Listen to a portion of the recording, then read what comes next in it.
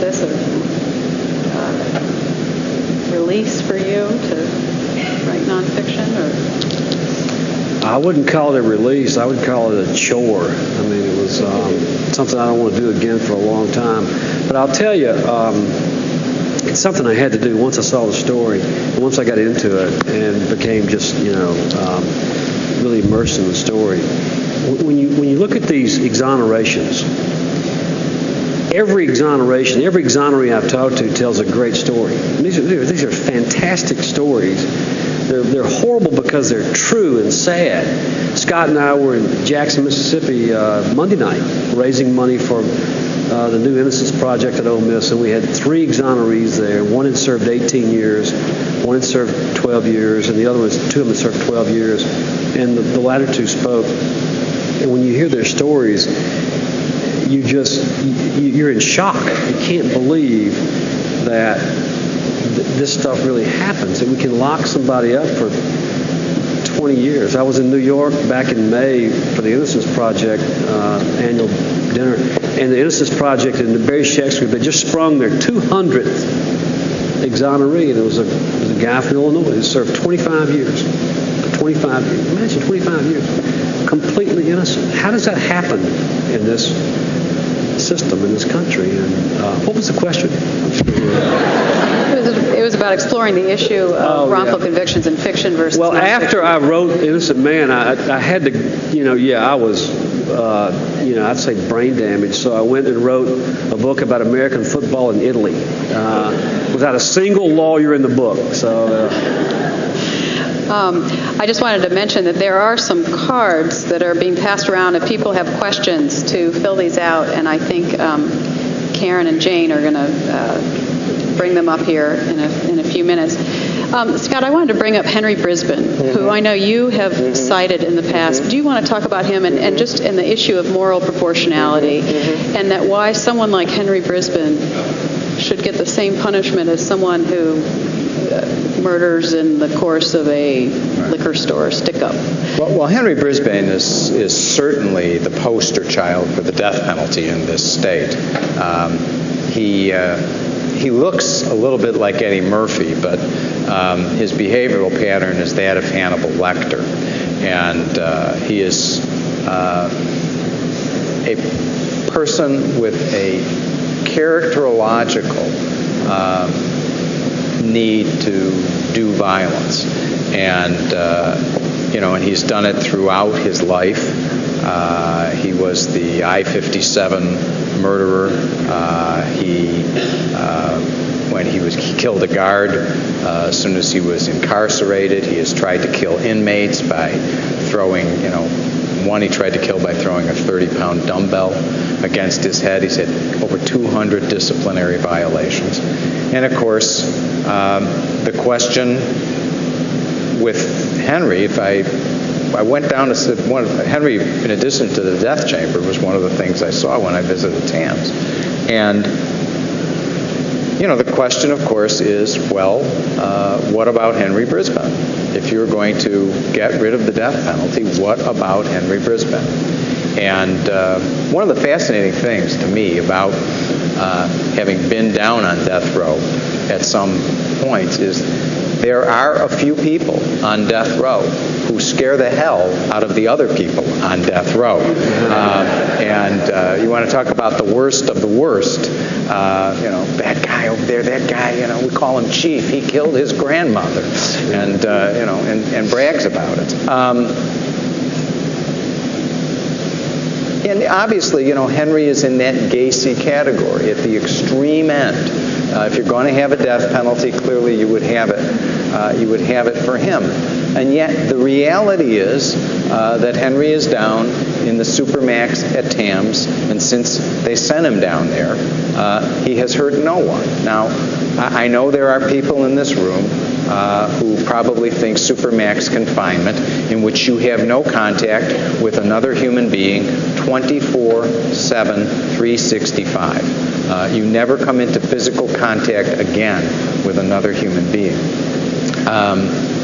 Some people think that violates the ban on cruel and unusual punishment.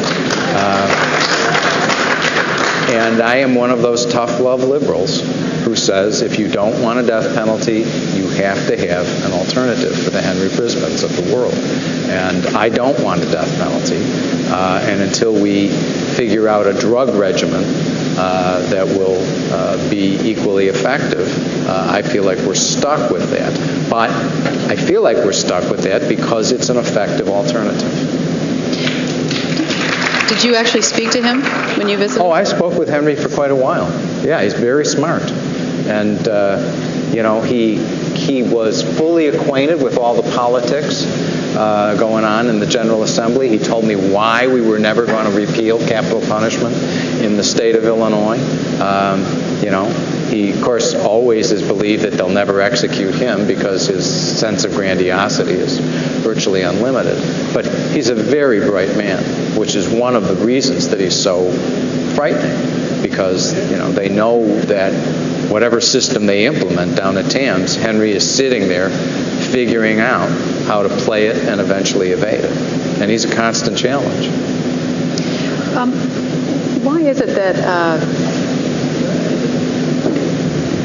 you both gained deeper appreciations for how flawed the system is at every level of the system?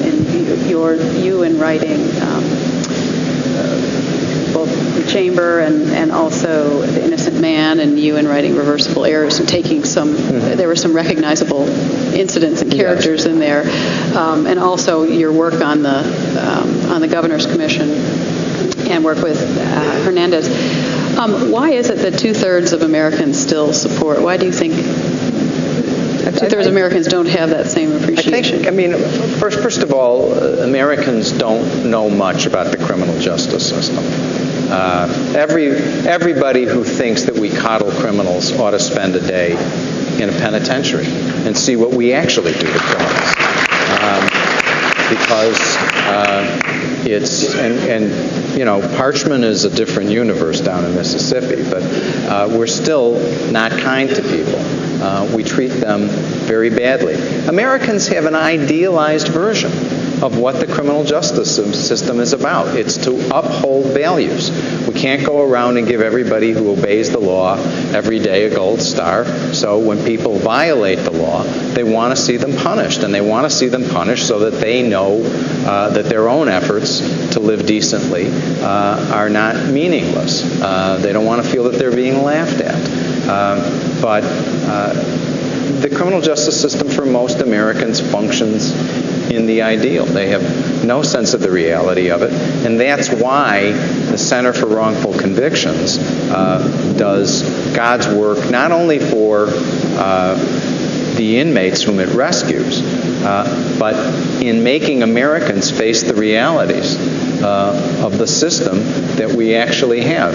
Because Americans are as idealistic about the justice system as they are, they will never countenance a death penalty that occasionally executes the innocent, or a criminal justice system that has the routine capacity, as it does, to convict the innocent. And so the center not only saves the lives of the people whom it exonerates, but it also educates Americans about the deep needs for reform in the criminal justice system.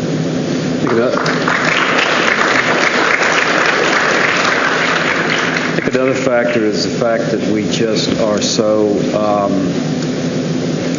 we're so sick of violent crime in our culture. It's a very violent society, a very violent culture, and it's our way of fighting back as voters, citizens, whatever. We want some system that can rid us of violence, and that's why we have 2 million Americans incarcerated right now, which is a rate of incarceration, I think, surpassed anywhere in the civilized world. But again, you can't. Going back to the way I grew up and the way I was raised, there's just this desire to strike back at those who commit violence and either kill them or lock them away for life. And again, you ask why 2/3 of the American people support the death penalty. I think that's a huge factor.